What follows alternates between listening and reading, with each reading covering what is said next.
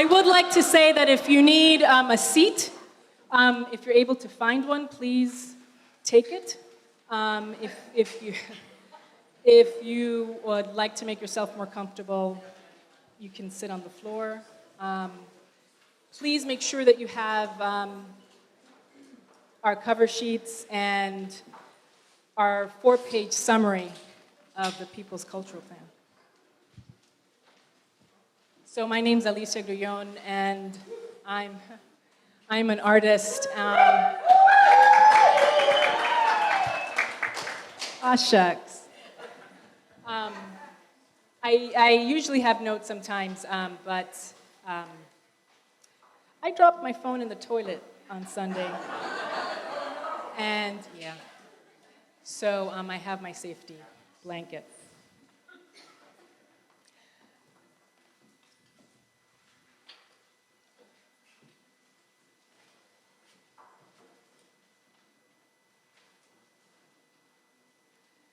So I don't think I need to tell all of you that we are living under a corrupt system. We are living under a for-profit driven prison system, a system built on the dispossessing of other, a system built on the values of white patriarchy, driven by overconsumption, overproduction, and the continual oppression of other.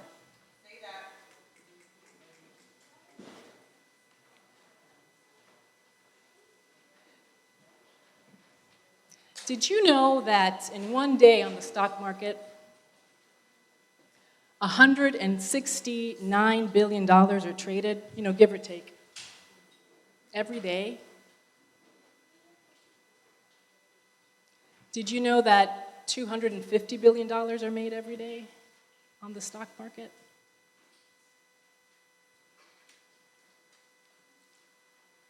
And if you were to tax just a small percentage of what is traded and made every day, we would be able to have universal single-payer health care. We would be able to house the homeless and chronically disenfranchised in thriving, livable habitats. We would have real good public schools and after-school programs, and childcare for working parents. There would be social programs, rehab, therapy, psychological care, job building training, environmental programs that really sustain community gardens and urban farms, provide climate change education and mitigation strategies, and of course we would have arts funding.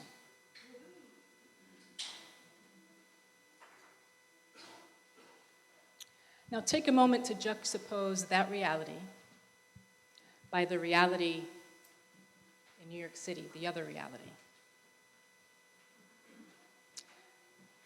Plagued by a history of racially zoned areas, redlining, blockbusting, devastating urban planning, disinvestment, burning buildings, crack epidemics,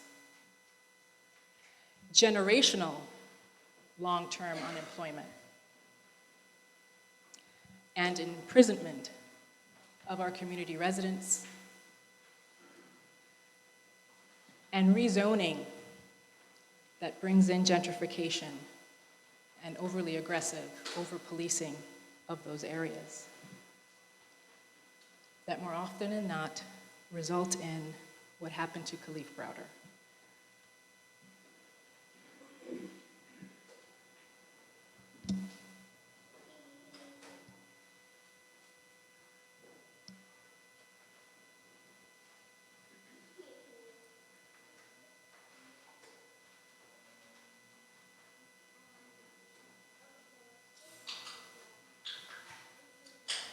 And there are many others like Kalief Browder.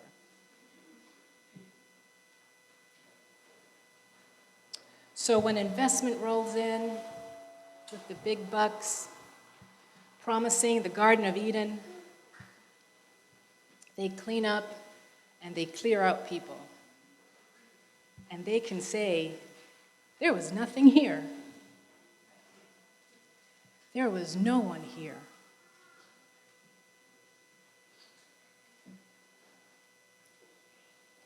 So how do we begin to heal? How do we begin to rebuild an ecosystem that is codependent on everyone's succeeding, while there are larger forces that shape our community and shape the arts?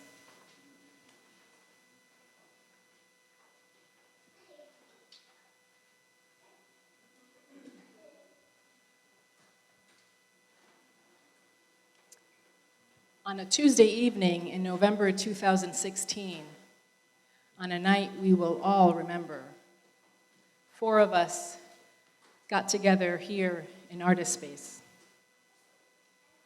because we were concerned about the planning of the DCA's cultural plan, the first plan ever for the city. And after attending 2 or 3 events, we wanted to group together because we felt that the needs of the people, of the constituents, would be overstepped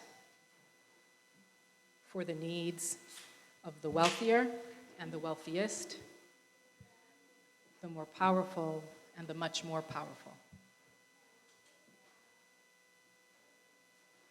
So soon, 4 of us became 6.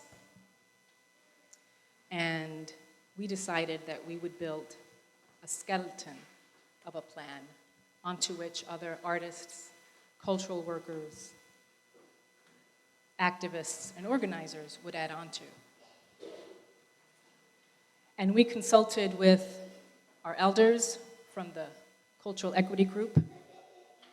We consulted with academics and writers, other artists, executive directors, renegades, and a lot of trailblazers.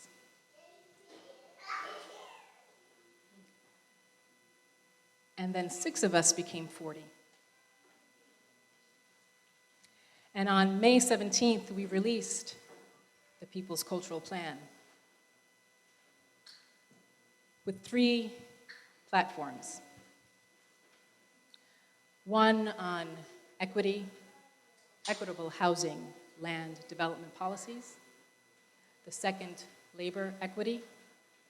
And the third, public funding equity. And these 3 platforms are centered under the principles of reparations and the emotional weight carried by indigenous communities and Black communities in this country.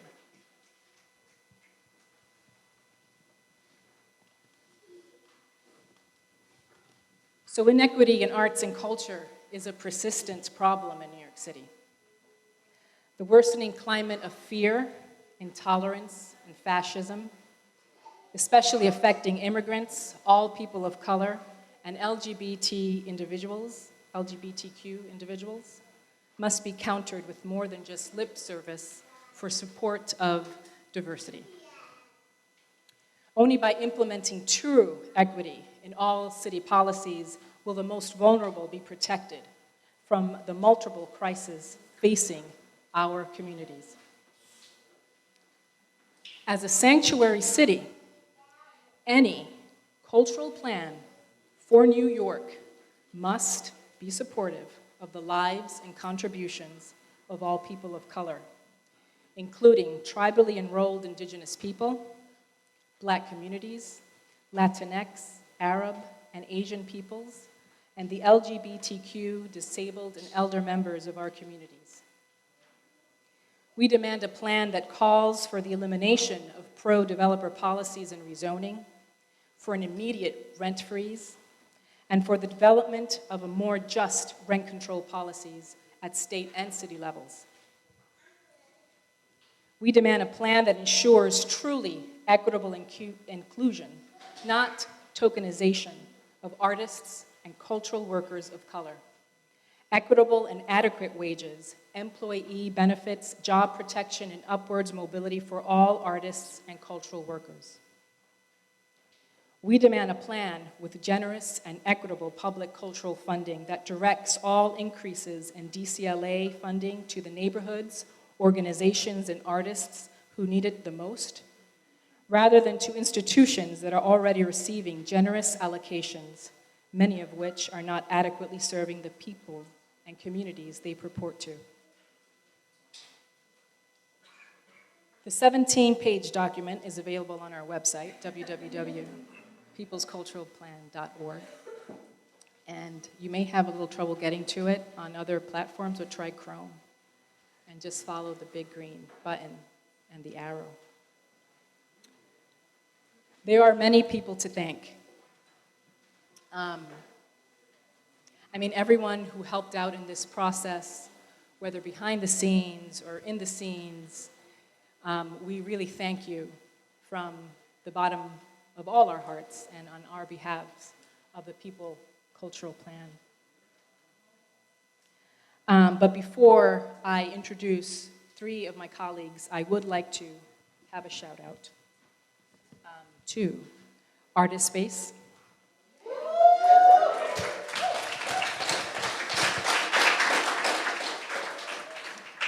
the Aaron Burr Society,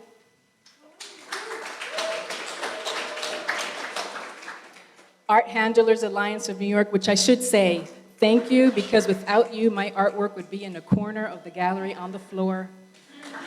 I love you, thank you. Artist Studio Affordability Project, Artist of Color Block, Arts Now Media, Asian American Arts Center, Busk NY, CADI, the Caribbean Cultural Center for African Diaspora Institute, China Residencies, East Harlem Preservation Inc., Elephant Run District, Get Paid Artists, Guerrilla Girls, Efatayu Cultural Arts Academy, Aidao Art, Mi Casa No Es Su Casa, Multicultural Resource Center, Museum Hue, Mothers on the Move, Occupy Museums, the Pan-African Community Development Initiative, Participant Inc., Practice, Purpose Productions, Queens is Not for Sale,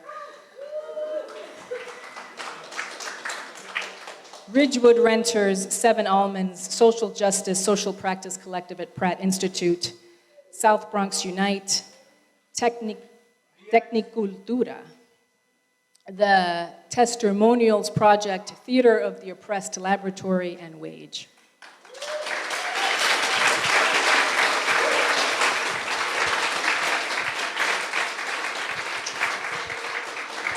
All right, so it's with great privilege and honor that I represent three incredible people that I've been working with since November, December, January. And they will be talking about the planks more in depth, and they're coming right up.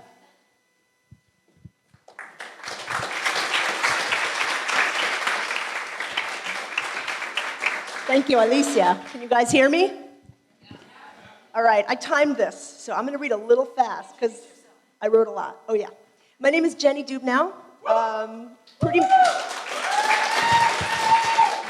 I work with the Artist Studio Affordability Project. I'm basically a native New Yorker, an artist, an activist, and a freelancer. All right, I'm going to talk about the housing and displacement plank in the People's Cultural Plan, because we all know that we're all being displaced, but we also know that art and culture, unfortunately, is used by big real estate to cause more displacement. So we're in a tough bind here, but we have to think our way out of it and activist our way out of it. The People's Cultural Plan has 3 main planks, and housing and development policy is one of them. Because our city is in a deep affordability crisis, any cultural plan, to be truly relevant, must call for solutions to this crisis for all New Yorkers, not just a small number of affordable spaces for a few artists. The PCP, People's Cultural Plan, does this while the official New York City Cultural Plan, which, by the way, will be released tomorrow, as of now, does not. Artists need to become educated and active on concrete city policies that directly affect our survival here. Most artists in New York City are middle or low income, and we are primarily renters. Our interests are, in a sense, no different from any other struggling New Yorker. In the end, keeping artists in the city will depend less on special artist set-asides than on sweeping policy change that will finally address the affordability crisis for all of us. As well, we need to be deeply cognizant of the ways that real estate developers use art and culture to brand a neighborhood as hot, causing rents to rise. As artists and cultural producers are priced out of our existing spaces, we move to more affordable neighborhoods. But these more affordable neighborhoods are primarily already lived in by low-income people of color, including many artists. So our presence there is often destabilizing. Painfully, our own displacement helps lead to displacement of existing communities.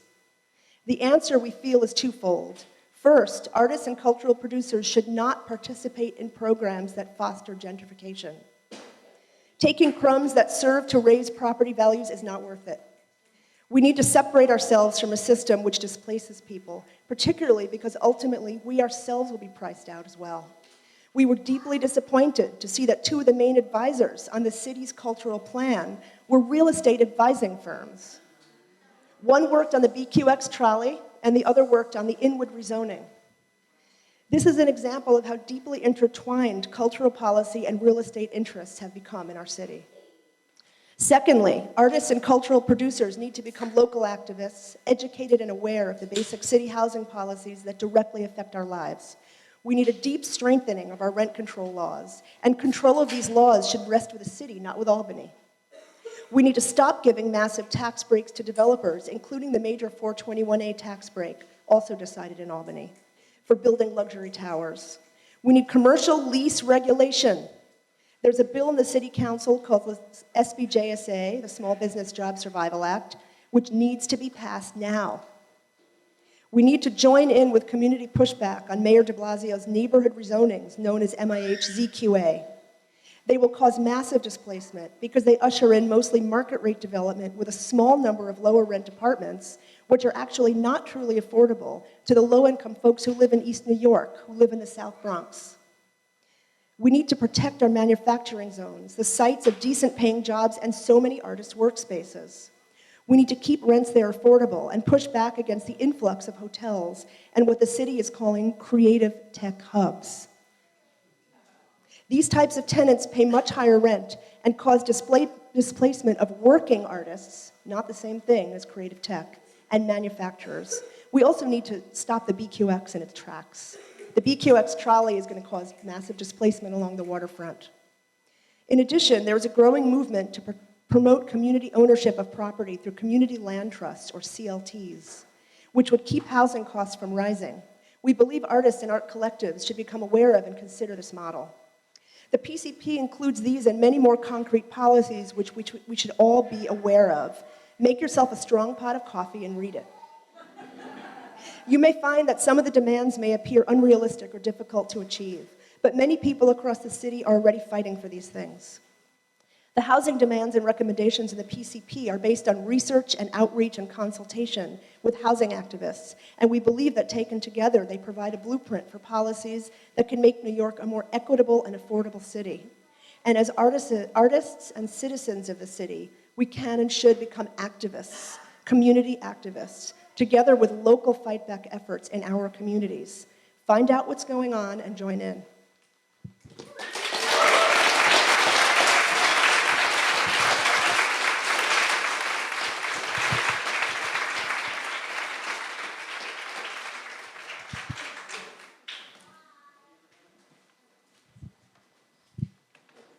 Okay.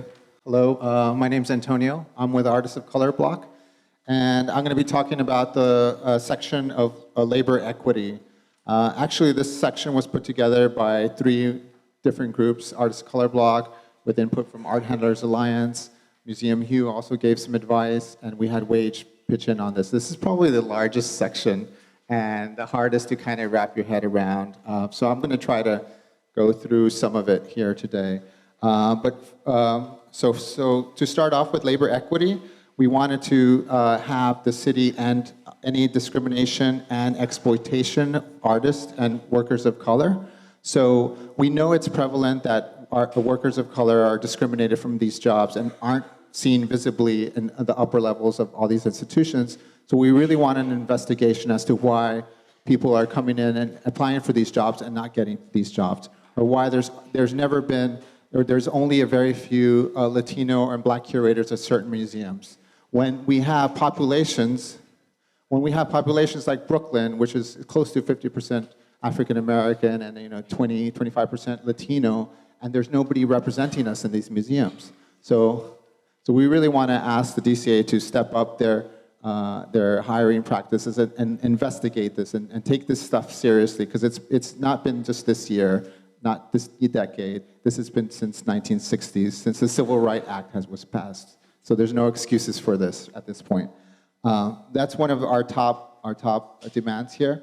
We also want to create like an awareness program so people of color and other people who have been discriminated, a place so they can go and register these kind of complaints. You can't expect these people to register complaints within these institutions. They need to have safer spaces where they're able to be anonymous and to be given clear legal advice as to why they're being discriminated or any of the laws that their employer has been breaking to keep them where they are. So, and the other thing is an underlying rights for all employees and independent contractors. We want the city just, to have just the basics like minimum artist fees and wages. We want disability and workers' comps for all artists. We want paid family leave. We want paid vacation. We want access to city-wide health care. Those are just the basics to underline that discrimination and exploitation in the cultural industry. Secondly, we have the other big section is equity in artist compensation and the elimination of all unpaid labor. So this.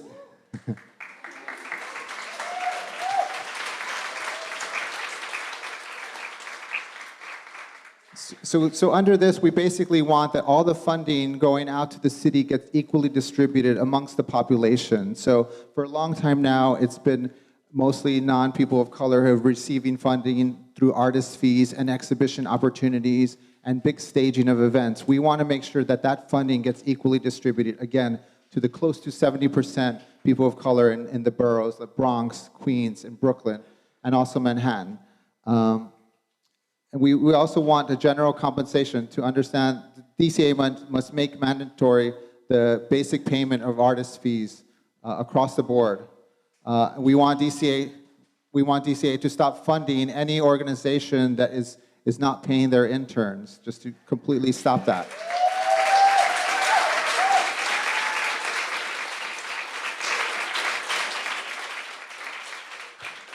We also want the DCA to start funding nonprofits, organizations who are doing ethical movement building and social practice work. We want the grassroots organizations that are there every day, 24 hours a day, 7 days a week, helping those community members and those artists in their own organizations. We're tired of having it trickle down through these larger organizations and not recognizing the work that's being done every day in these small organizations.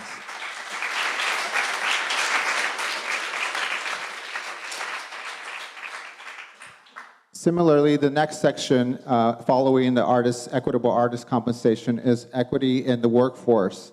And equity in the workforce generally means the same thing. We want these organizations to start hiring people of color and people with disabilities and other different abilities in all the institutions. So we want the equal demographic represented, the strong workforce, because we're here and we're able to work. It's not, there's no reason to say that there's not enough qualified people of color to fill these positions. We're here, we're evident, we're everywhere, and we have to just kind of start looking at that closer. We want, there's also cultural accreditation and maximum wage for institutional directors. We want to put a cap on the amount of the maximum wage for institutional directors. And last in this section is fair compensation before capital expansion. So when institutions, large institutions are applying for capital expansion monies, that they're checked for any discrimination or any exploitation or any unpaid labor before the city gives them that money to expand, say a new museum in the West Side or wherever it may be. These have to be checked off before they're given that capital funding. Lastly is also equitable fees for freelance contractual labor and non-service union work. So all the people that they're thinking of just paying under the books or paying very little and having them work like these long hours, we want to end to all that stuff, because that's what, I think that's how they're kind of structuring the system now, where it's less people with insurance benefits, less people to kind of be responsible to, but we want to kind of eliminate all that, that kind of unpaid, work. I'm sorry, I'm losing my track here. So also we want the third-party vendors, like vendors that apply to give contracting jobs, catering jobs, anybody to be distributing jobs to contractors like museums do. We want them to fairly look at businesses of color as well, so they're equally distributed amongst the community, the members of the community. So that's another thing in there.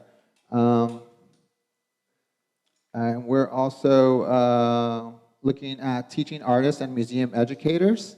We want to establish a freelance educators fund to help with healthcare and retirement of all the educators out there. I'm sure there's a lot of people who do art teaching out here and who are like just jumping from one place to another, who need those things crucially. That's one thing we're stepping up for, and we're hoping the DCA will meet us there.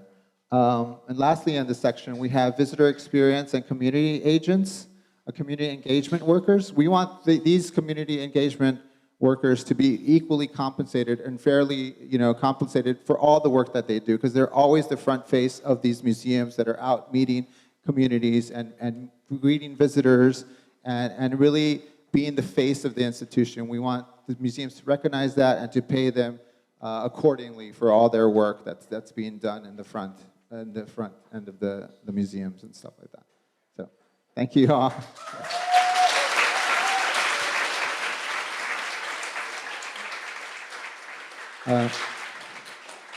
Next, I'd like to invite Nikki up here. Nikki's going to be talking about public funding and equity.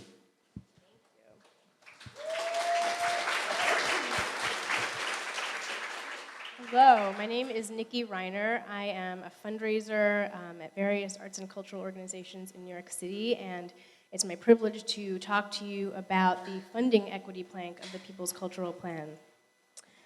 The New York City Department of Cultural Affairs likes to boast that it's the largest cultural funding agency in the country. If you attended any of the 400 or allegedly 400 public engagement events that were held as part of the official Create NYC city planning process, you probably heard that stat touted quite a bit and promoted as part of the city's celebratory take on the current state and future of arts and culture in New York. But what you didn't hear, what was always omitted, is the truth. The truth is that there's nothing to celebrate, because while the Department of Cultural Affairs will say it doesn't at present have a cultural policy, we know it operates according to a de facto funding policy that has systematically underfunded small and mid-sized organizations and organizations led by and serving communities of color for decades. In fact, the clear majority of public funding, typically at least 77%, goes directly to only 33 institutions out of 1,000 competing for funding. And funding levels in the borough of Manhattan are 10 times the funding per person in Queens. Making matters worse, the overwhelming majority of those 33 institutions are among the largest, oldest, and the DCA's own studies have shown, whitest and wealthiest institutions in the entire city. When you consider as well private philanthropy, the situation is actually much more dire. The top 2% of arts institutions, as far as size nationally, receive over 60% of all funding for arts and culture. That's the context we need to keep in mind. That's the context that was meticulously kept out during the official planning process, and that's the one that we need in order to really understand the demands in the funding equity portion of the People's Cultural Plan. It's, like the other sections, quite detailed, quite specific, and I highly recommend that everyone and read it line by line. I'm not going to go into great detail, but I did want to paint in broad strokes kind of the view from 10,000 feet as to what the crux of our demands are. For one, we want to increase funding for arts and culture overall versus redistributing the current funds, because we know it's not a question of there being no money in New York. We're not going to believe the lie that you can't generate revenue by increasing taxes on the wealthy. We also want to change the formula by which the funding is distributed, which goes against the grain of many prominent groups in New York who are advocating for more money for arts and culture, but with a preservation of the current inequitable formula, which, like most policy at state, federal, and philanthropic levels, continues to have a white supremacy cast. We want to eliminate the competitive project-based funding system and replace it with baseline operating support for all DCA grantees. Now, this incredibly important benefit is one that's enjoyed by those 33 privileged institutions who get the lion's share, 77% or more of funding each year. They don't have to compete each year, and that is an amazingly detrimental drain on very precious and scarce human resources. We also want to institute community control mechanisms over all allocations. We want to designate specific new funding to correct the historic inequities that have resulted from this clear de facto cultural policy that has been in place, draining our small and mid-sized organizations for many, many years.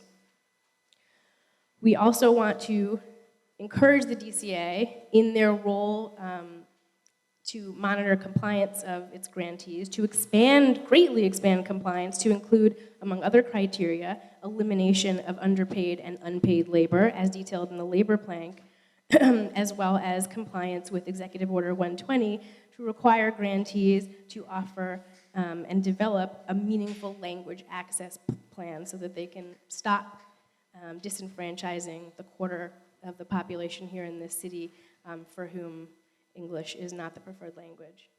Thank you.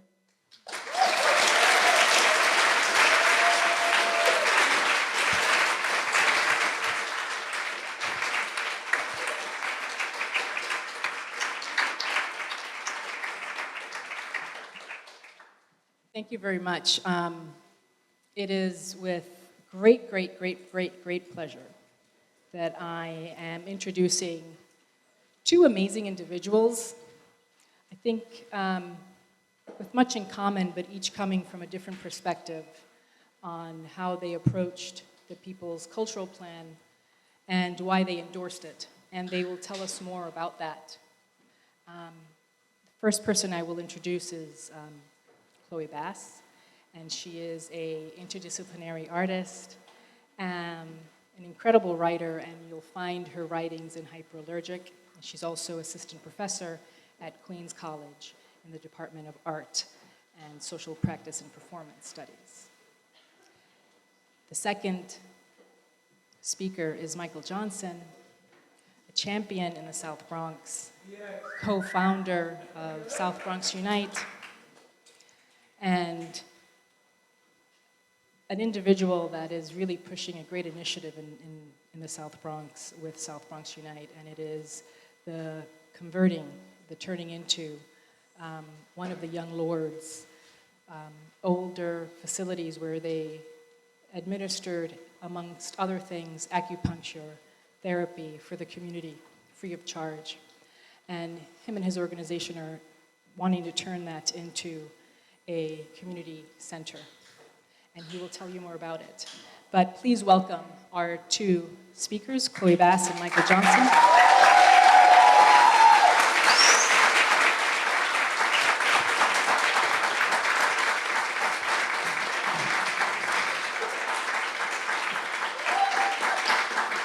All right. Wow, what an introduction. Thank you so much for that. And I'm glad to be here with Chloe. Glad to be here with you. You know, the People's Cultural Plan, I think one of the questions we were posed or asked, why did we endorse it? I'll let you answer that first. Okay. I think that there have been a lot of efforts, some of them very admirable, some of them very complicated, some of them effective, some of them neutral, some of them harmful, that have asked artists to become different kinds of neighbors and different kinds of people in our communities. And what I like about the People's Cultural Plan, which I did get to read the 17-page document, and I suggest that you do too, what I like about it is that it really asks artists to engage as neighbors first, and to understand that if our needs are not being met as neighbors and as people within our neighborhoods, it's unrealistic to expect that some higher level artist need is being met. I think that a lot of times we expect artists to take on a certain level of suffering, and I think a lot of artists expect that of themselves. But I actually don't believe that art comes from suffering, and I also think that when we allow a certain kind of suffering to be part of who we are as people, we're really also allowing for the suffering of others. And we're saying that that doesn't matter, right? That is actually something that gives me creative fire. So I think that this plan undermines that very harmful notion, and that was why I was proud to endorse it. Yeah. What we looked at when we were introduced to the cultural plan was it really identifies quite a bit of what's been going on in our community for many decades, right? Dating back to Robert Moses, and some of the things have been how our community's been under assault, how our culture in our community has been under assault. And what we've been doing as a coalition to make sure that environmental, social, and economic justice is uplifted and respected, because that threatens our culture in our community. And what we've done as a community is said, we don't want to be the place where everything is dumped, right? Where you're violating basic human rights of giving a community that showed us all the burdens for New York City, or a lot of the burdens of New York City by way of waste and fossil fuel power plants and heavy diesel truck intensive businesses that make it unbelievably difficult for our children just to breathe fresh air like they do in any other parts of the city. To 1 in 4 of our children having asthma threatens our culture and our community. And this plan has been able to identify these 3 pillars, or what you call them, platforms, Planks. or planks. Yeah. I like that. It's like a drawbridge. I'm trying to picture that, but these 3 planks I think really encompass the fights we have been waging and why it's important to wage these fights. Why is it important to make sure that our culture is not commodified? Why is it important to make sure that because we're victims of planned shrinkage, how does that all play out, right? So from environmental injustice, we've been fighting for that for decades, and now we're fighting just to survive in our communities and not be displaced by gentrification. And so all these things play into the PCP. And it adapts also other plans that are out there, that have done great works around the city of trying to identify how we can use tools to further our cause, to fight off the injustices that are being plagued in our communities. And our culture is something that has not ever really been looked at as being under assault, but it always has been. It's always been commodified. It's always been looked at as being undervalued, but stolen by others. So then what? Hip hop, right? Salsa. You name what's cool. It's always been created by communities of color. and it's been commodified by those who aren't cool, right? Yeah.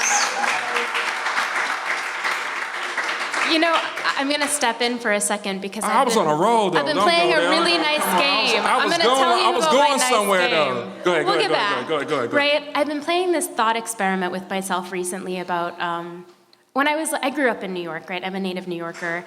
I went to a great elementary school. I went to public school. But I went to a lot of museums as part of going to school here. That was a privilege. I thought the museums were incredibly boring. Just like so boring. And now, as an adult, I have a different sense of what is interesting, but I also think separately from that, museums have become more interesting places. And one of the reasons for that is because of the co-optation of participatory culture. So I've been playing a game with myself of what museums would look like if we took all the Black culture out of them. Not the Black people, not the Black artists, but like things like call and response culture, right? Things like public dancing. Things that I understand as coming from a very different place. What would large-scale art institutions be without those forms? If somebody said you have to give this all back, what would that even look like? What would our communities look like without culture? Yeah. They'll be transient, right? There'll be no one really has any buy-in or have done anything really for community, which I think community is what creates culture through sweat, equity, right? Through a lot of pain, through a lot of joy, through working together as the inhabitants we are, the beast that we love to, we all love to like be together. That creates something positive. It creates a lot of pain, right? And I understand what you're saying. If you remove that out, so my whole thing is all about, and I'm not an artist, right? And I think maybe we all are artists in our own way, but I think I'm more of an activist or a father or someone who identifies where there's situations that are in jeopardy and why are they? Or what would it look like and why is it looking certain ways in certain areas and different in other areas? And why is East Harlem and South Bronx or the Bronx is so rich in culture? Because we weren't the place everybody wanted to go, right? We weren't Soho, right? And we weren't Tribeca, we weren't, the fabulous side of Brooklyn, Brooklyn Heights or what have you. So, which has very little culture still. Right? So the communities that survive gentrification to a certain degree have a lot of culture. And I think you're right. If you remove certain elements out, what will it look like? And I think we have evidence of what it looks like. And that's what we're fighting tooth and nail to keep it in our communities. Yeah. It's funny, people can do a lot with their imaginations when you tell them that they're not going to have something that they think that they like. Right? And I don't want to actually see that happen in the world as a way of teaching somebody a lesson, but I think like if we take more time to imagine those things, and this is also true, actually more so true in the sense of the environment, but also true in terms of things like culture. But what I want to also push towards is an understanding of like, what do we mean when we say cultural plan? And for me, it's really about understanding some of the things that you say, like how do we get the neighborhoods to stay, right? How do we get people to be in a place long enough, to be able to be in a place long enough that they can put down some roots, that they can share some practices, that they can get to know each other. But I think it's also about like, how do we get past baseline living so that we can be our more elevated selves? And I'm really curious about kind of what that will mean at a political level. Because for the most part, politics thinks in a longer term than a lifetime. And so my more elevated self actually doesn't generally mean much to a lawmaker. What do we do about that? I think, be civically engaged, right? We have seen, right, we have seen hyper-speculation of real estate development. But before that, we've seen where we don't get the jobs of the construction that's happening in our communities. We don't see the housing being created for us with our local area median income. We don't see nothing happening that we don't fight for, right? And so that's why we create alternatives. And part of what we've done is say, well, we're going to create a community land trust, right? We're going to create a different model that's the opposing force to this thing that's called individualism or speculative real estate practices. And let's make sure we create something for the community, by the community, and make sure it's always for the community, right? So you have ownership of community assets and public spaces. Because we've seen our public spaces given away to friends of governors, right? We have one area, 106 acres was given to a friend of then Governor Mario Cuomo for 99 years. for pennies on the dollar. And that was publicly owned space. So how do we stop that from happening? And we thought the best way to do it is to make sure we create our community land trusts. And so we incorporated one, and we started looking at publicly owned spaces and places, like was mentioned earlier by Alicia, about this whole heart center that we're trying to create. This building that is publicly owned and underutilized, how can we turn the cheek and make sure that it's going to create the solutions we need and not expect it to come from the top down, but from the ground up? How can we make sure that the health of our children who are suffering poorly from the air assault, the salt on our air, and then the educational outcomes, which is the poorest in the city, the worst school systems in the city, in our community, and then the arts and culture are not being uplifted, right? They're actually an assault on our arts and culture. So we thought we'd create this center called HEARTS, Health, Education, and the Arts, to create our own solutions, to build out our own community, to make sure we are always there and we won't be pulled out, rooted out like you would do when they've torn up so many different communities. So I think that's been our answer of how we're trying to create something different. I think it's a different model that's really going over right now. Yeah. I think there's a lot of interest in CLTs around the city, and I'm glad that is, because it's all about community, and community is all about culture. Yeah, I agree. You know what I really like about the People's Cultural Plan also, right, is that I think, and I've experienced this a lot, I don't anymore, but I used to work as an arts community organizer in Bushwick, Brooklyn. There's a lot of reasons why I don't do that anymore. But one of the things that I remember running into a lot that was a sort of consistent problem was that there were a number of artists who did not want to be perceived as transient, right, who were planning to be good neighbors, but who really had no idea of how to get involved with anything. Maybe they were new to the neighborhood, maybe they just had different circulation patterns, maybe for whatever reason. And what I like about something like this is that even if none of the things articulated in this plan actually happen, there's a springboard or a coalition of people around it who are working on putting it together, who can continue to connect, right, like very engaged people with a lot of energy and a lot of skills to very meaningful outcomes run by other organizations. And as artists, we sometimes say, I don't see this happening in the world, so I'm gonna invent it. And I believe in that spirit of inventiveness, right? I believe in creativity, but a lot of work is already happening. And this is a great way to make connections between that kind of energy and what is going on. Well, the members of my community that are working 2 jobs just to put food on the table because we're the poorest congressional district aren't here tonight. Yeah. Right? So how do we make it relevant and real for them? Yeah. And I think there's elements within this plan that we as activists and conscious individuals that are working towards civic change and community change can make sure we can integrate job creation at a living wage, to make sure that arts and culture is uplifted, to make sure that, and one of the things we've done as a community, I don't want to talk about what we've done, keep talking about what South Bronx United has done, but creating a statement of principles for what we feel is important to making sure we sustain ourselves. And it's been adapted into the People's Cultural Plan. It's important that we make sure that we create the elements that will help sustain our communities. And since those people who are working 2 jobs aren't here tonight, they're feeding their families, their children, they're trying, say again? That's right. We should, as people of consciousness, knowing that problem exists, how do we take it back to our communities to make sure our communities survive and our culture survive? But I think instead of us just being talking heads, I think we have a lot of brilliant people in this room. Yeah. And, it should be a dialogue of how do we think this works out? And how do we integrate this into our everyday lives? How do we take it back to our communities? How do we make sure this plan is the plan and not the DCLA's plan? And which probably won't engage community or really won't look at how community is affected by giving money to the only 33 richest organizations, or not really encouraging.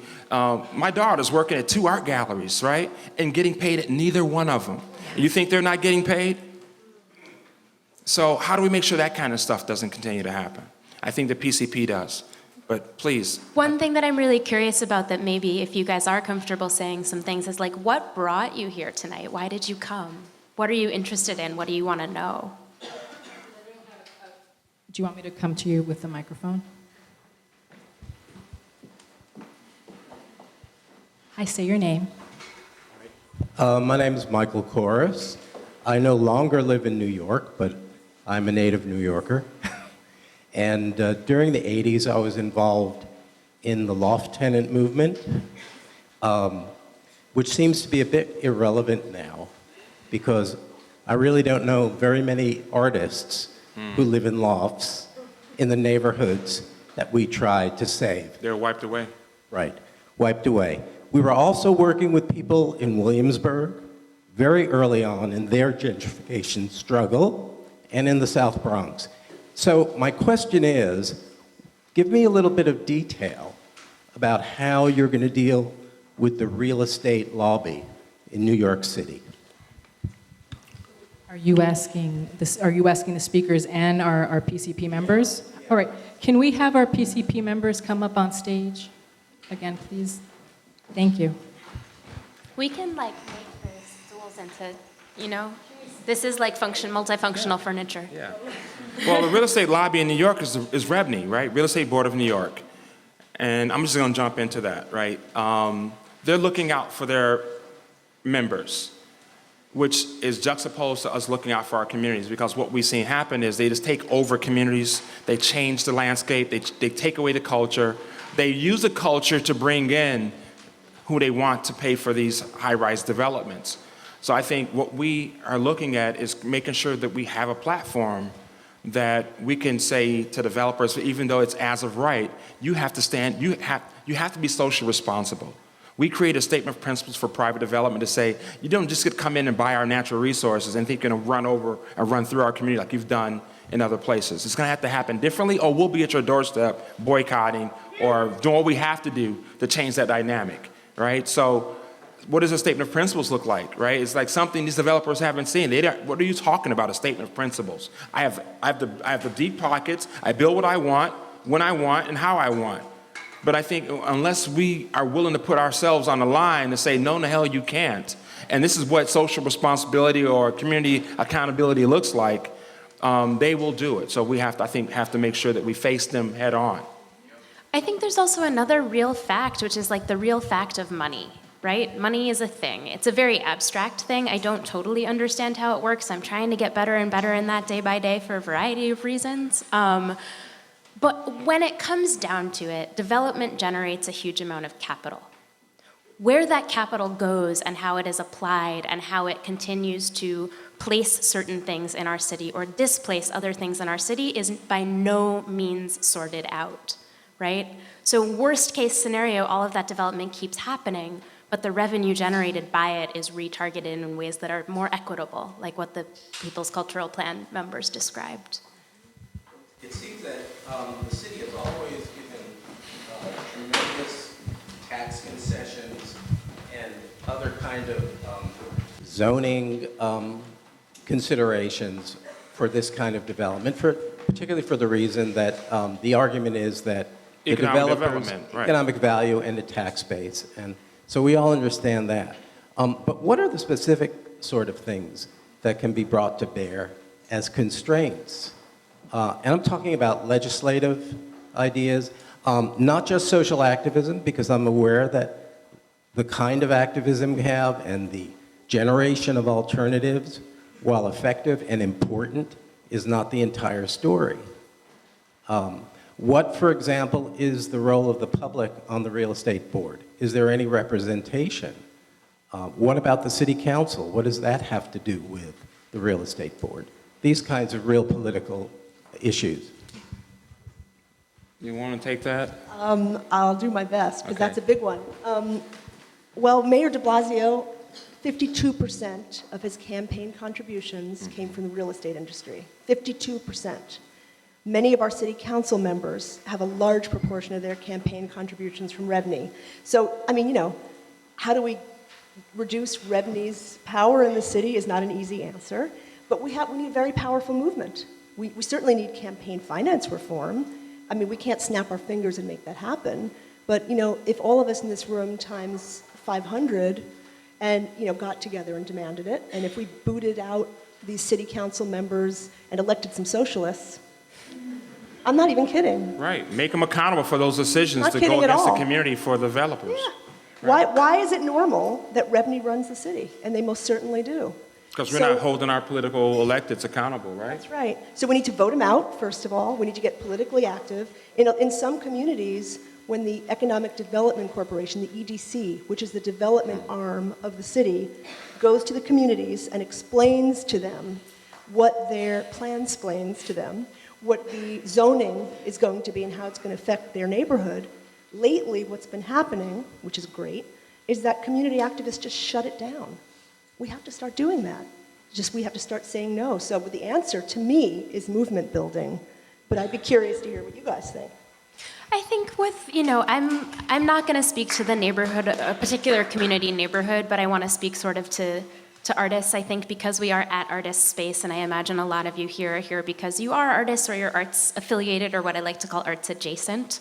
I feel comfortable kind of addressing that group right now. That's a group that of which I am a member, right? And I think that there's a lot of ways in which, coming back to this idea of suffering, that we expect this to be really hard, but we don't think about the ways in which sometimes what's really hard for us is also us allowing stuff to be really hard for somebody else. So, like every time that you make a weird, bad real estate decision that affects your checkbook, right, it's also actually affecting the makeup of a neighborhood and the ways that power is transferred and the ways that culture maintains over time. And if you start to think about those decisions as being group decisions, as opposed to being individual decisions that result in individual suffering, that kind of coalition building that Jenny just mentioned, I think would start to happen in really different ways.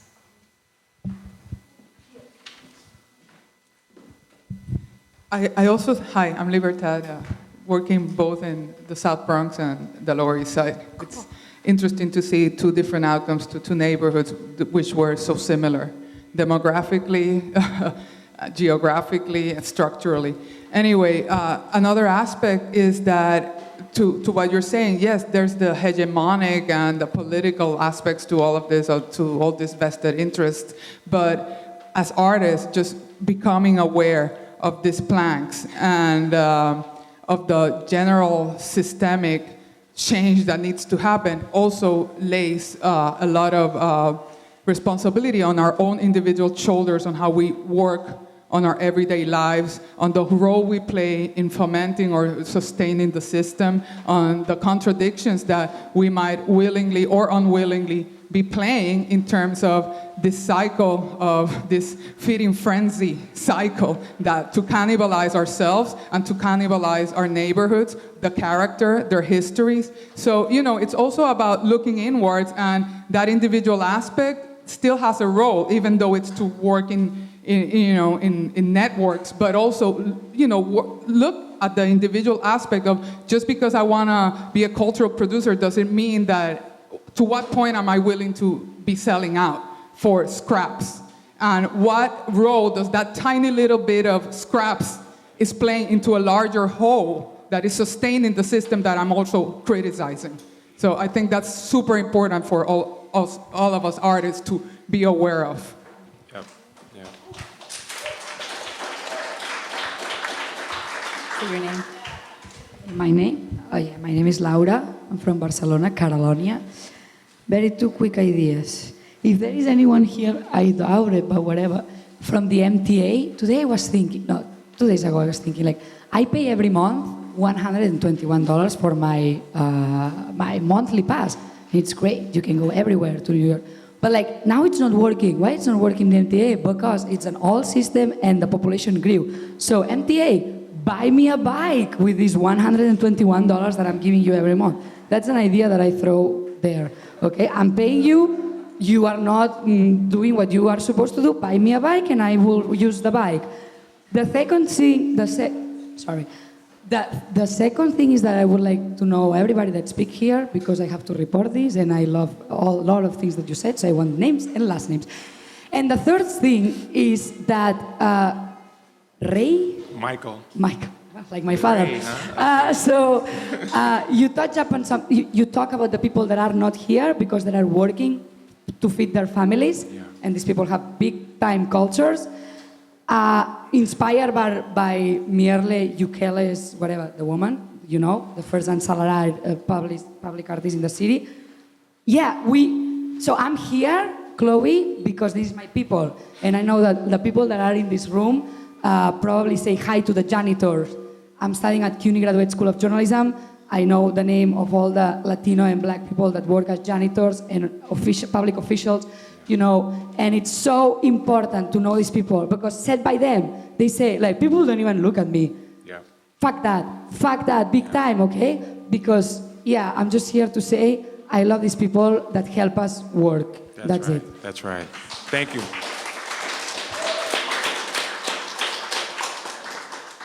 I think, Chloe and I had a discussion before all this started about, individualism and our society, and, if we look at how we've been programmed, is, from a top down, looking at that vantage point, is not to be community. It's to actually be anti-community, anti-social. To not look at the person who's sweeping the street, or the person who's cleaning up our building, or the person who's doing whatever that may be just your neighbor, right? Because we're in this fierce competition for space, for ideas, for you name it, for the money. Did you understand why we have money? But, I understand why we have hold on, let me it. finish I don't that. Let me understand finish. how it works. Let me finish. That competition breeds, a situation where we're not working together. And I think we have to work together to create our solutions. That's the only way we're going to create solutions. That's the only way solutions have ever been created. I mean, coming from a person whose great-grandfather was the first free man in our family, only way things have ever changed is when people stand up and come together. You can't do it as a pacifist. As a passerby, or by sitting down, you have to stand up.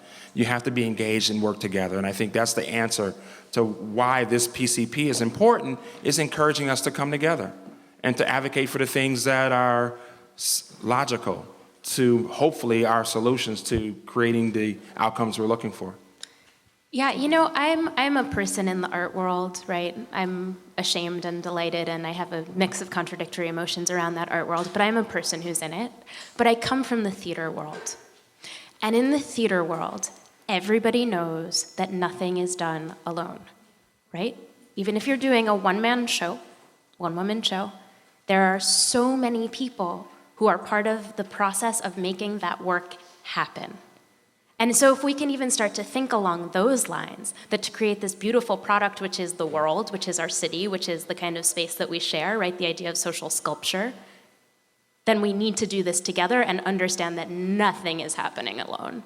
Even the best things that happen to you never happened alone. I think there's a lot of women who are raising children alone think they're alone.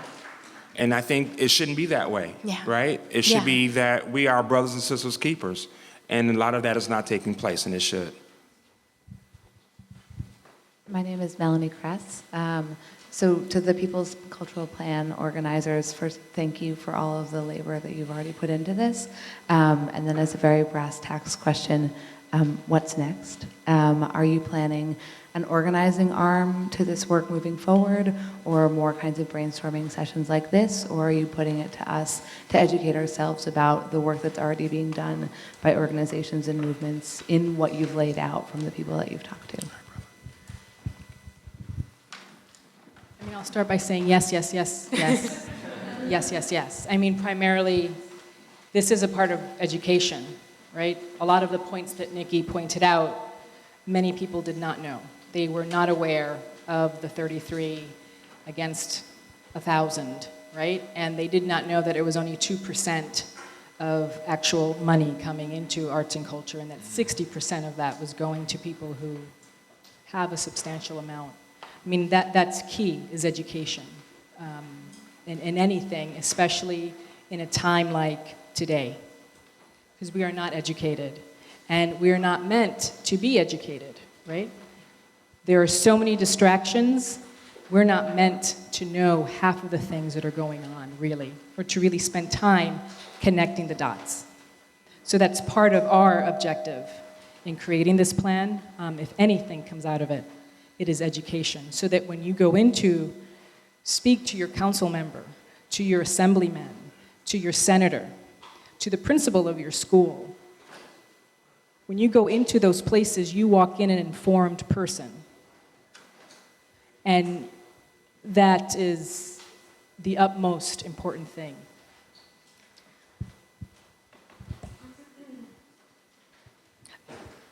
While we're pausing for the question, I also want to say, right, when we're not well educated and when we're not thinking really critically, oftentimes we get thrown like a little bit of a bone and we take it. And I think affordable housing for artists has been one of those little bones that we were all like, yes, great. I don't know, that building is like PS 109. It's whatever, like 80 people live there or something, and like 30,000 people applied. I myself am on the wait list for a different housing lottery building. I know the stress of this. But it's like that idea is not a good idea.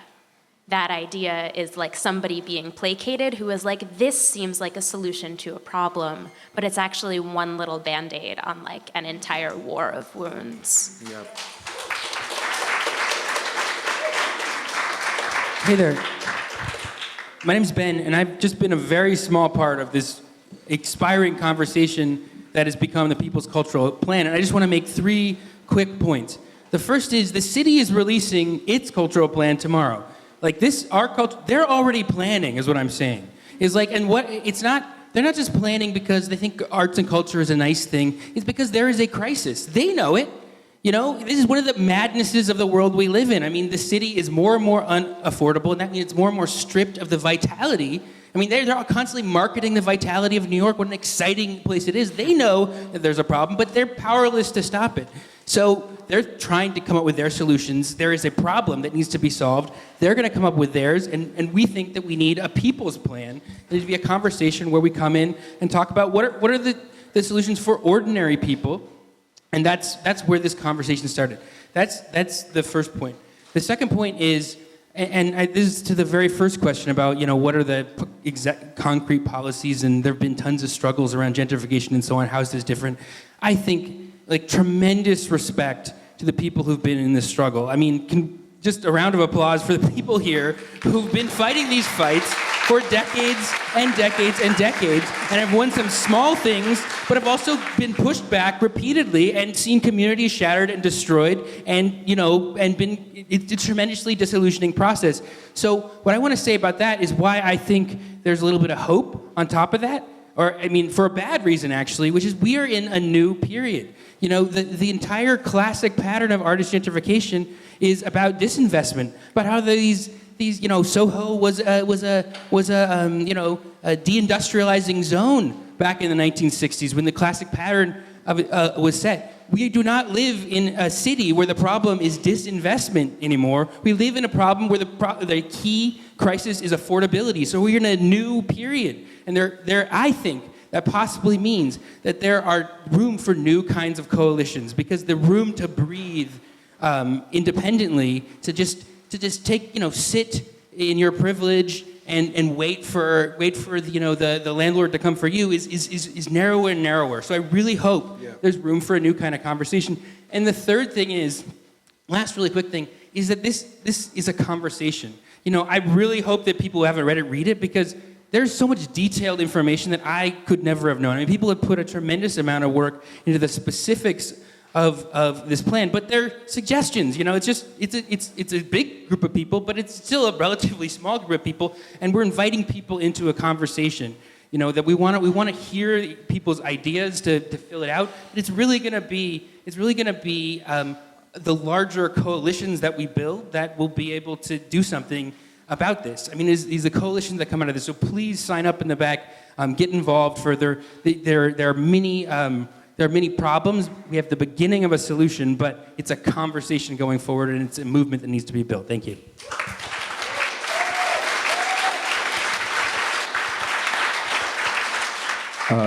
Peace to everybody in here. My name is Divino De Negro. I'm from the Heights. I want to say that I'm very proud to be here. I'm happy that everybody's here. I think, to piggyback on what he said, this is a very serious thing. Not even just for artists, but just any average living person, even people who are not documented for work and things like that. I just want to say that last year there was a plan for rezoning that was focused on East Harlem, West Harlem, and Washington Heights, and also like certain parts of Queens. And when the community boards got together and they all voted down de Blasio's plan, he said the next day on the front cover of every newspaper, "Thank you, but at the end of the day, the decision is finally mine to let us know that democracy, freedom ain't free, right? But I'm very inspired to be here with, I know that there's people from all walks of life in here, so this is a very powerful thing. I hope that everybody feels confident when you leave here. And, you know, speaking from a hood aspect, you know, from an aspect that a lot of people are not too happy about, I want to say that, you know, we've been waiting for this. I've been having conversations for years with people about this. I've been having conversations with artists of all sorts, and I think that, you know, come see us. We're there. We're waiting for you. And, you know, we come from a culture that waits for saviors, and that's a terrible thing. But that's a hand-me-down byproduct of the system that we're in, right? So we've been waiting, and I'm glad that, I hope that in this room we all feel like we're the ones that we've been waiting for all this time. And that's all I'm going to say. That's right. Peace. Yeah.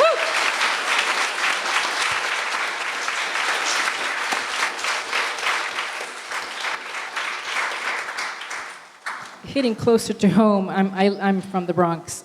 They're rezoning Jerome Avenue, which is going to introduce 66,000 new residents, 40,000 new residents, thus creating a whole new community board of people who most likely are not from the area. Wow, that's a lot to follow. Okay. So I guess my statement is, it's in the form of a statement and a question as far as whether or not this would be appropriate to incorporate into the plan. And so my group, we're called Movers and Shakers, and right now we're spending a lot of our energy on advocating for the removal of the statue at Columbus Circle. And so, you know, this is supposed to be a sanctuary city, and so there should be symbols behind it. Obviously, you know, a lot of artists here are visual, and human beings in general, they feel some type of way when they see the inclusion or removal of certain statue, if you look at what's going on, you know, down in the South. And so, yeah, so I think, and we think, our group just believes that it would, like, advocating for something like that would create a shift in momentum, especially in the way that we're looking to do it. We're going to be having a slave auction and a die-in at Washington Square Park. So I just wanted to know if you felt that it would be appropriate to include something like that, just to identify the fact that there was a genocide that affected 80 to 100 million people in the Americas that no one even talks about, you know, outside of spaces like this, and that something needs to be done about it.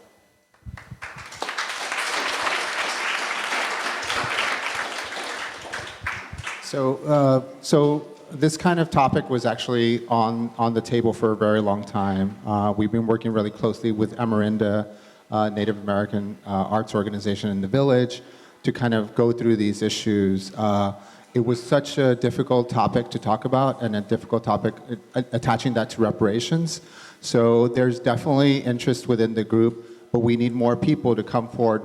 Other people have approached us too about removing monuments, right? And possibly even adding more monuments. You know, EJI Institute, for the first time in American history, is creating a monument to the lynching in America in the South. So that's like a step forward that's happening. Like the acknowledgement of that history is a big and vital step in like confronting that about America. And what better place to do that in this kind of, you know, New York environment, which we seem to be so progressive about. So it's really a matter of time if like more people come up and willing to work on that subject together, because it's everywhere. East Harlem is looking at stuff like this. You guys are looking at Columbus Circle. There's probably people downtown who are also working on this. If we can get a working group to seriously think about these issues, about how these statues really reflect not the kind of history that we want to see, and we want to see different statues, then we can propose those things to DCLA. Unfortunately, it didn't make it to this version, but there's always room to grow in these aspects, and I think I welcome you guys to join up on that serious topic that needs to be addressed in there.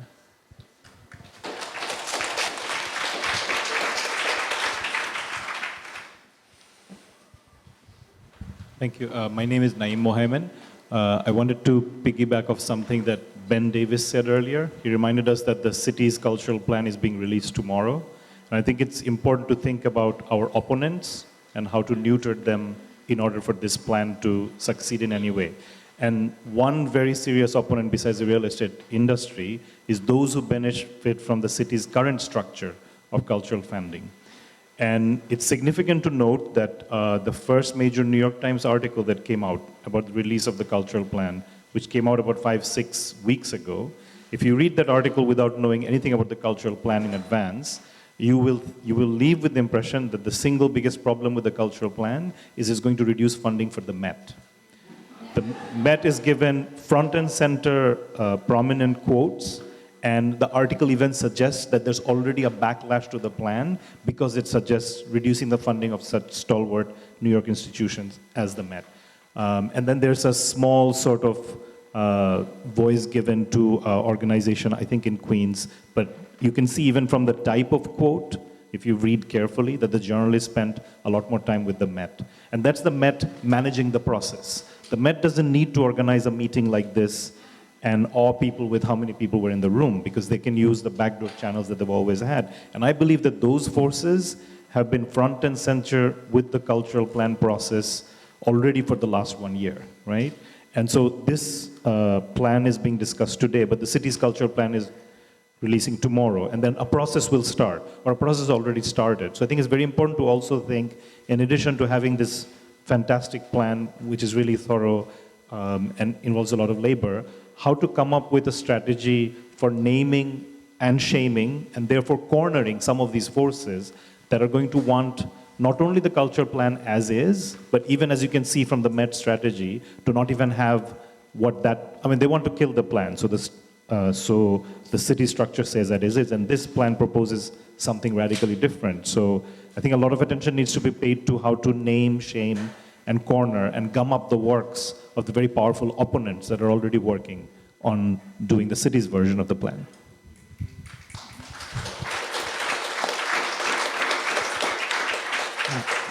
I guess I'd like to add to that, because our group was following the plan when it was initiated in 2015.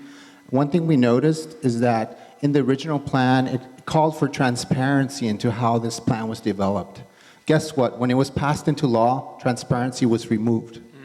Okay, so we need to find out who voted to remove transparency from this plan, to allow these large organizations to meet separately, discreetly, and at any time they want to with the DCA. Right? We need to find out who removed that and put back transparency into this plan so we know all our voices are counted and as equal as these large institutions, right? That's one thing we have to find out, because that's pretty sneaky to remove that transparency, and that's documented in this, if you go onto City Council's documents. The second thing is this idea of austerity, right?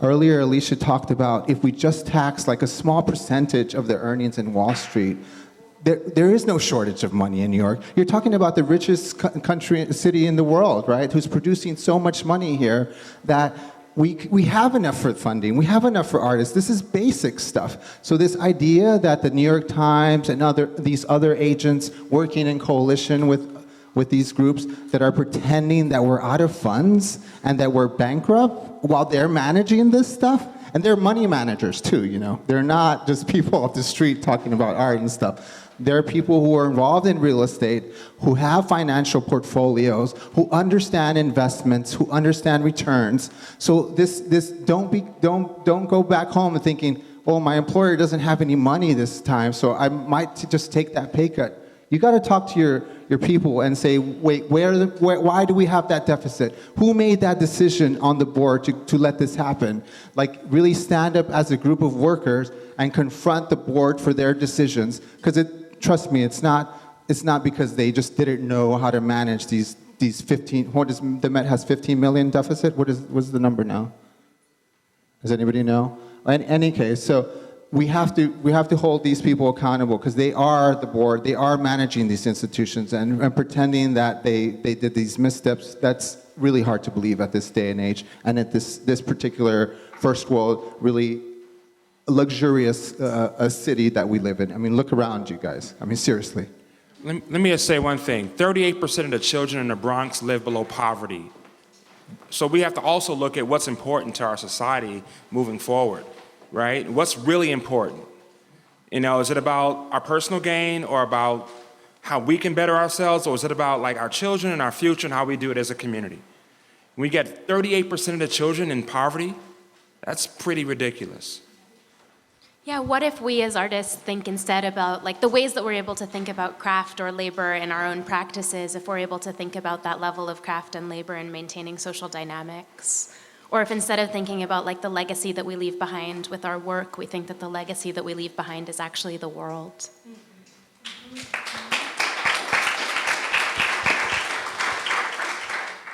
Hi, my name is Annalisa Jensen, and thank you to all of you for organizing, to Michael and Chloe. I am an artist from South Brooklyn, Bay Ridge, and I'm sitting here on a full row with fellow Bay Ridge artist organizers. And I first saw Michael speak about 2 years ago now at the Arsenal. It was organized by the Waterfront Alliance, and since then I've been working on creating an alliance between Michael's neighborhood in the South Bronx and mine in South Brooklyn. And my question is about the sort of actual structure and process of this event. Like, how did you guys find one another? How did you from the People's Cultural Plan find Mike and Chloe, or vice versa? And also, I like very much the way the introduction and then how the conversation flowed, sort of free flow style between the two of you. And thank you again for all the good work you're doing. Alicia. Destiny, it It's was all destiny. you. Destiny brought us together. Yeah. How should I start? Should I start in this? I met Chloe. Well, you're my secret cousin. We're cousins. Yeah. Oh. We decided, not by blood. Through art and Okay. and more closely because we're both on the board of an organization called Culture Push, and we are also residents at Center for Book Arts. So we've gotten to know each other much more intimately there. Not so intimately, but you know, cousin-like. Michael Johnson, I had the great pleasure of working with him when in 2014 in the South Bronx, we co-organized with many other activists, but we all did it together. So we co-organized the People's contingent from the Bronx for the People's Climate March. And that is how I got to know Michael, and we marched carrying a really dope-looking asthma pump down all the way.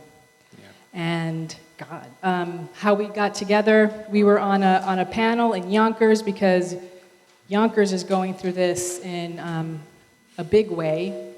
Yonkers does not have as many rent laws as New York City does, so it's kind of like a free-for-all up there. I recently heard a rumor that a very well-known artist was given a building by the city. So we were on this panel discussing art washing in Yonkers. And God, then Shalene Rodriguez, who is not here, who is a co-Bronxite with me, and we have worked together on numerous operations. We both went to the to the Cultural Plan first inaugural, coming out at Hostos Community College, and we left with questions.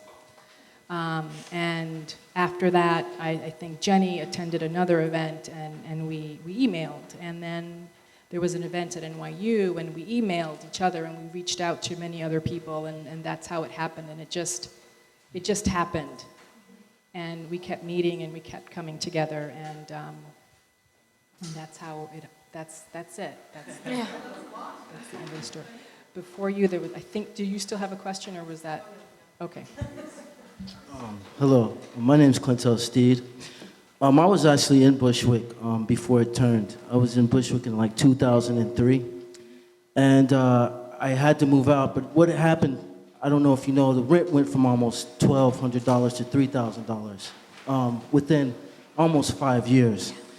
A lot of that happened also to me with the open studios. which I believe the open studios was supposed to be about the artists helping each other. But I think instead it turned about, the people who own the buildings, the landlords benefiting from the open studios, and then people coming to the neighborhood and feeling safe, and then they were able to charge that money, and then they had people taking the rent money. So once you got $3,000 for one apartment, that means you can charge, that amount for everybody. And to me, there's never been any protection. I mean, I've seen numerous friends leave the city. I was in Bushwick twice, had to leave twice because of that. And I really felt like nobody was talking to the landlords for the artists.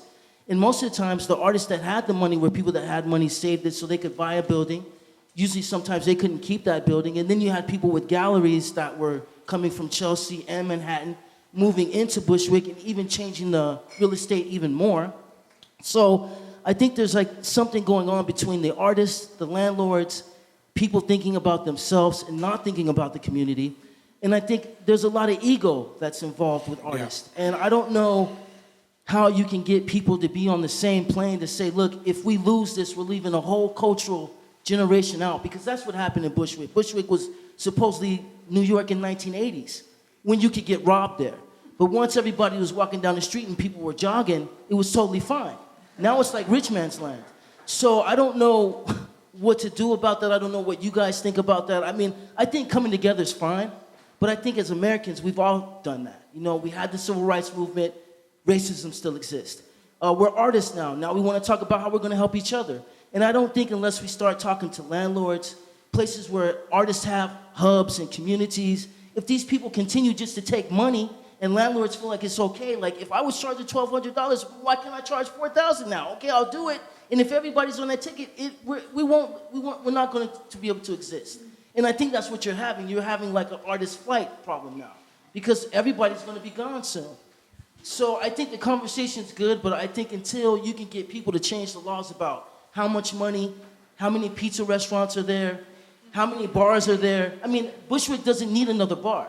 I mean, that was the other thing. I mean, it was like so many restaurants. I mean, you could walk down the street in Bushwick in 2003 and see 2 restaurants. Now you can't get off the Jefferson stop without bumping into a restaurant, So I just think there's something going on there that probably does need to change in a real matter, like with the people who really can make changes, and that's landlords. That's not necessarily my brother over here who is struggling with me, I mean, I don't think anything is fundamentally lost by artists if we think of ourselves as people first and as artists second. Like, if you're that precarious with your art, you have a lot of stuff to think about that's very, very serious.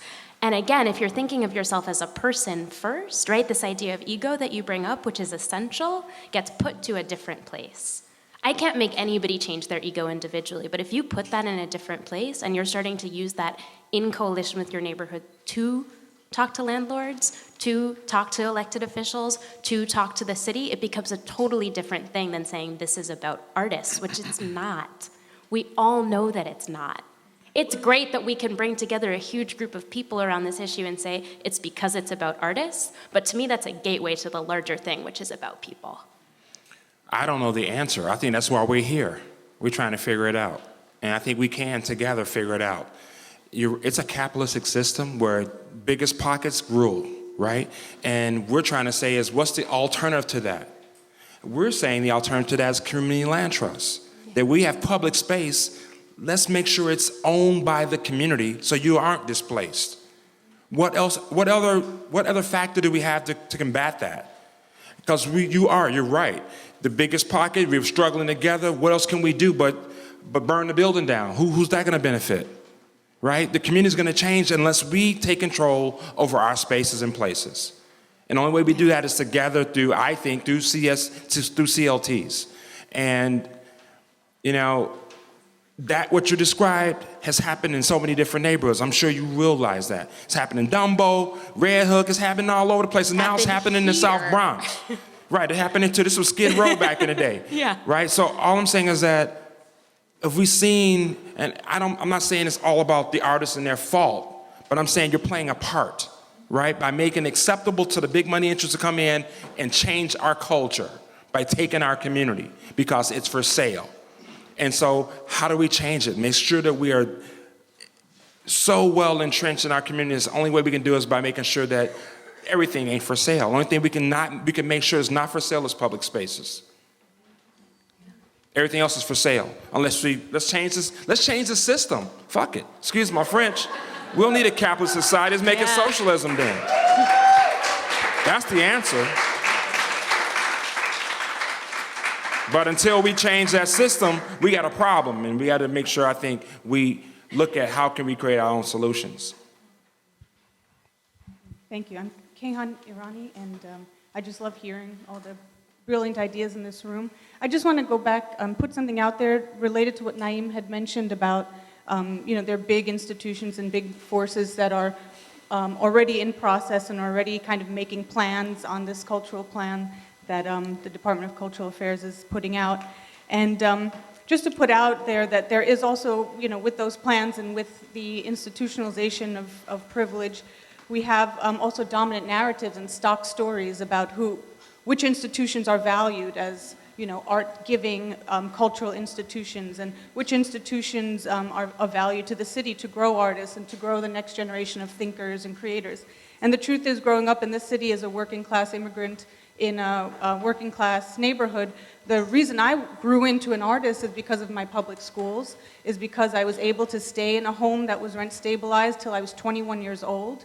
And I was able to go into my neighbors' homes who were cooking food and hear their languages and be welcomed into their homes. I was able to have public education and teachers who encouraged me to read and do my thing. I had safe streets where I wasn't stopped and frisked, and I can play all hours of the night and make theater in the streets. And that's what grows artists. And we have to remember that when those dominant narratives come back at us, of like, oh, but the Met is world renowned and so on. That's right, it is. But you know what? That's not going to grow the next generation of artists. These artists are coming out of these neighborhoods that are being displaced, that are being broken apart. And we need to remember that. And we need to remember that the value lies in everyday people's connections, everyday people's relationships to each other, to their stories, to the stories of the people around them.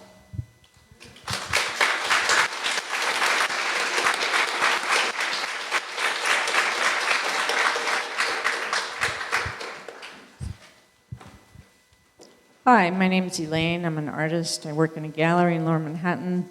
And I have a question for the organizers. Knowing that there's this 33% that gets the creme de la creme funding, has there been any discussion about approaching this 33% with the People's Cultural Plan and making them accountable for giving a portion of their funding to the People's Cultural Plan?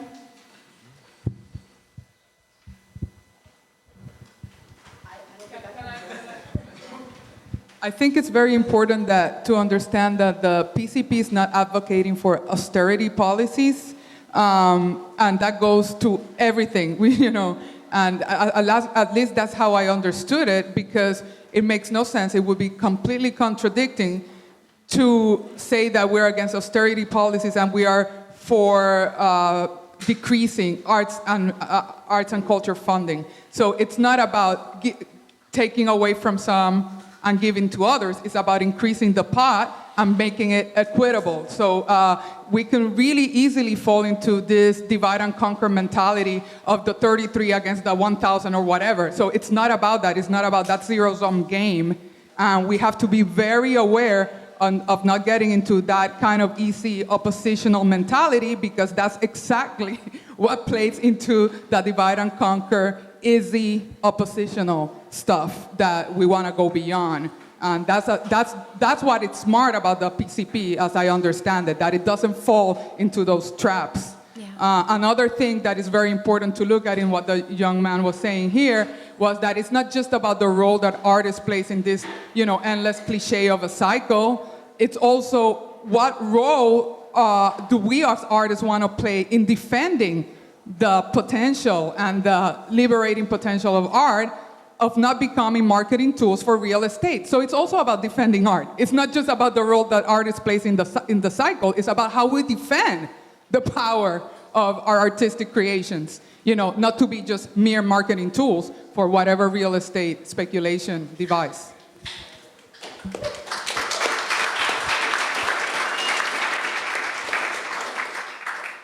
I think, Libertad is exactly right. we are absolutely not advocating to take out of one hand to feed the other.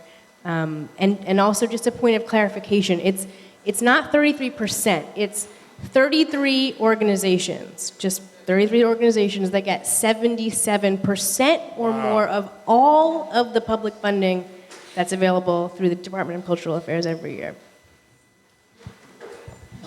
Oh gosh, friends, this is going to have to be our last question.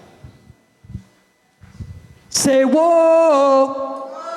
Say whoa! Whoa! To talk about art in a room that's all white is a contradiction. For artists to speak about art and not display our art is a contradiction. We have to make change within ourselves. Make some noise if you're under 30. Make some noise if you're under 25. Make some noise if you're 21 or under. That is the problem.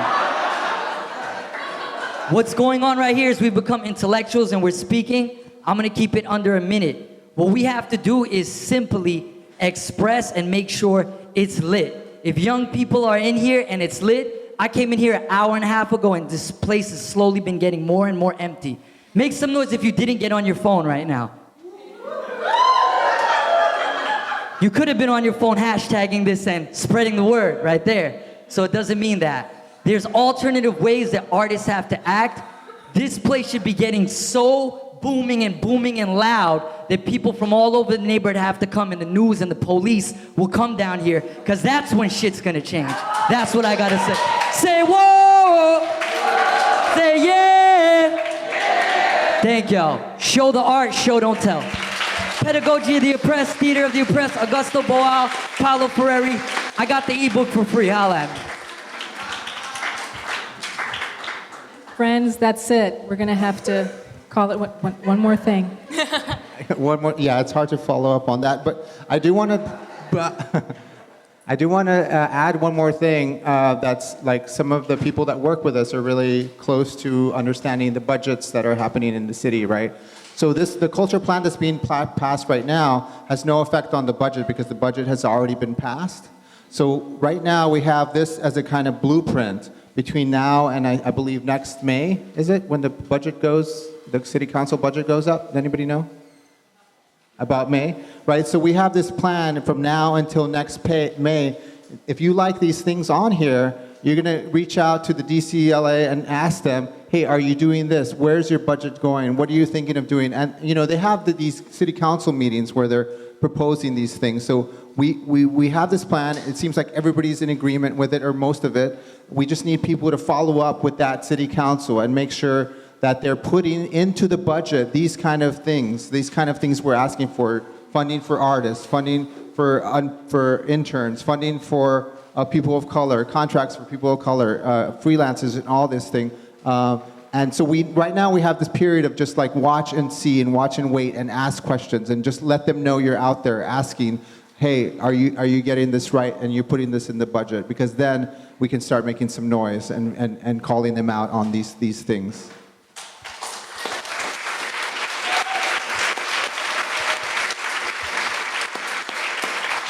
All right, friends, this is for real. Please take that handy little packet that you have today, read it through, go to the website, www.peoplesculturalplan.org, look at the 17-page document, read it, call your council member, call them, look into the local organizations near you doing the work, join them, put your ego aside, and thank you. Thank you so much for coming this evening. It was so important for you to be here tonight, and we are really happy that you made it here and endorse the PCP.